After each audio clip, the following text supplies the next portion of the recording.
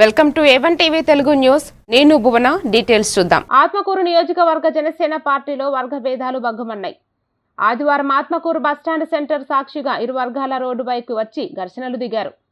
TIDCO chairman Vemulapati Ajay Kumar ఆధ్వర్యంలో చదరవాడ హరీష్ వర్గం సభ్యత్వ నమోదు కార్యక్రమం చేపట్టగా నియోజకవర్గ ఇన్ఛార్జ్ నలిశెట్టి శ్రీధర్ తన అనుచరులతో వచ్చి అడ్డుకున్నారు.